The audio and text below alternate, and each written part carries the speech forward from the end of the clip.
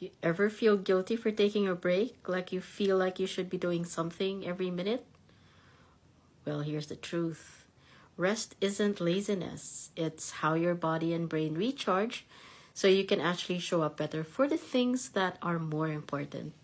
So stick around. This might change your perception of what it means to do nothing.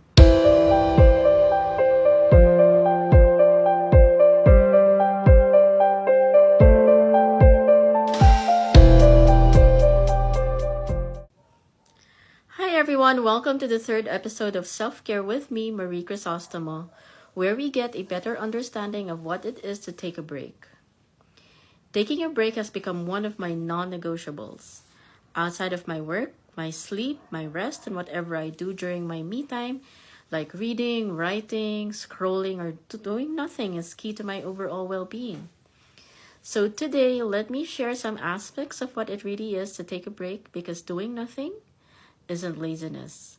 I also like to share the benefits of what happens when you quietly return to yourself. So first, let's break down the myth of constant productivity.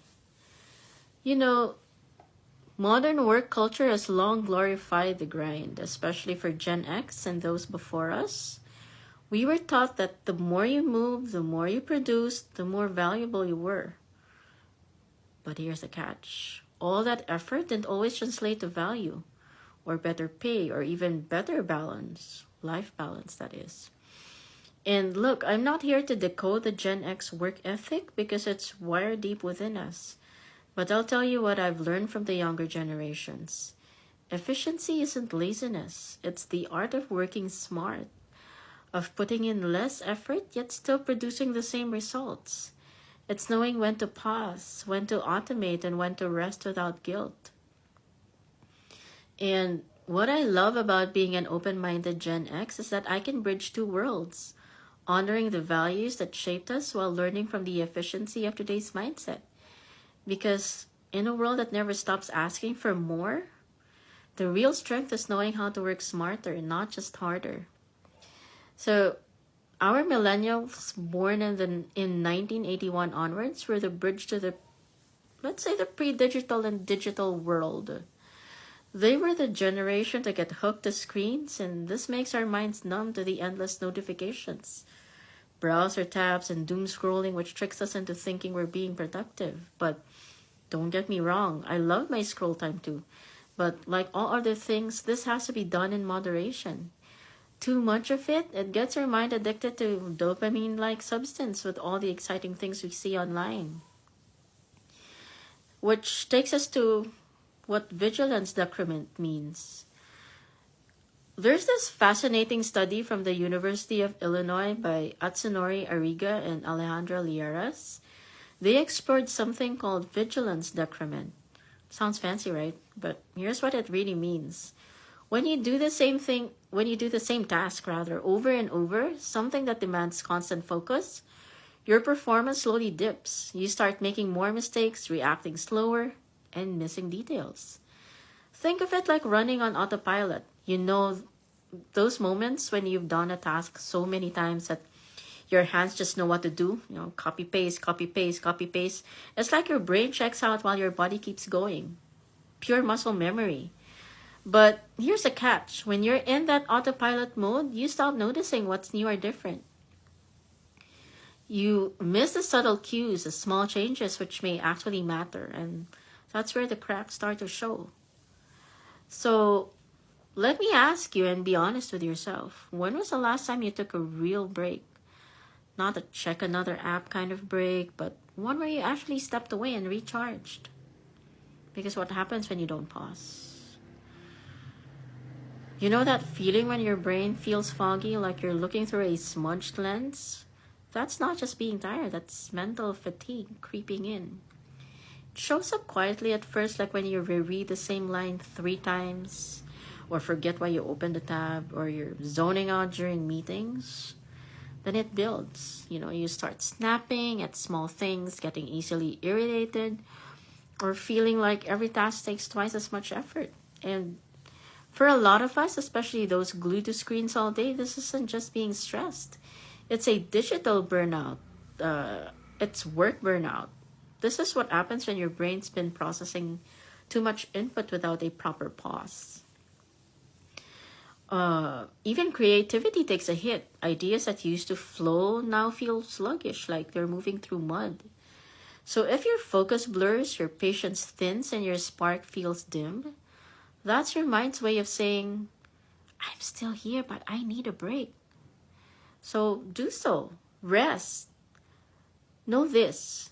Your brain doesn't stop working when you rest. In fact, that's when some of its best work happens. Believe me.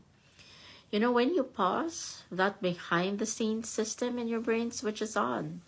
It's that part that connects ideas, solves problems, and sparks creativity. So the next time you do nothing, remember your brain's not idle just because you look like you're doing nothing. Your brain is quietly creating. So let me give you a rundown of what a break is. It's any intentional pause from focused work. It's a moment when you step away physically and mentally from the task at hand. It's not scrolling through your phone or checking emails in another tab. It's a real reset where your brain shifts out of work mode and into rest mode. So, how long should it be? It can be for however long you need. So let me share the three kinds of breaks. The first is called a micro break rather, which are usually 30 seconds to 2 minutes long. This is, it's time for you to stand up, stretch, close your eyes. These short pauses every 20 to 40 minutes can prevent fatigue and keep your focus sharp. Then we have what we call the shorter breaks, which are 5 to 15 minutes long. These are perfect for walking around, refilling your water glass, or stepping outside for a breath of fresh air. And then lastly, we have the longer breaks, which take 30 minutes to an hour. These are ideal for meals or rest between major work blocks, so it allows your mind to recharge fully. So the key isn't the length, it's the intention. A true break gives your mind space to reset and your body a chance to breathe. So these moments may seem small, but they add up. And studies show that short movement breaks can reduce tension, it restores focus, and helps you come back clearer, calmer, and sharper. So let me also share with you what it isn't. So this isn't about sneaking in hours of sleep or chatting the day away with a friend or coworker. These breaks aren't a free pass to waste time. Take note. They're your reset buttons. It's a moment for you to breathe, you know. So as you wrap up your day, or maybe you're just in the middle of it, I want you to remember this. You are not a machine. No one has ever worked every minute of a 7.5-hour workday in a 9-hour shift. For some, it can be even longer, but know that you don't need to earn your rest. Taking a break isn't a sign of weakness, it's wisdom. It's you saying, I want to last. And because burnout doesn't make you brave, know that balance does. And sometimes the bravest thing you can do is pause. So after this episode, don't rush to the next thing. Take a moment. Look away from the screen, breathe, let stillness do its quiet repair work. Your body, your mind, your children, your family, your creativity, and all the extra things that you do, all of those fun things that you want to do, they'll thank you for it. So, until next time, take care of yourself the way you take care of everything else, because you deserve to pause when you need to.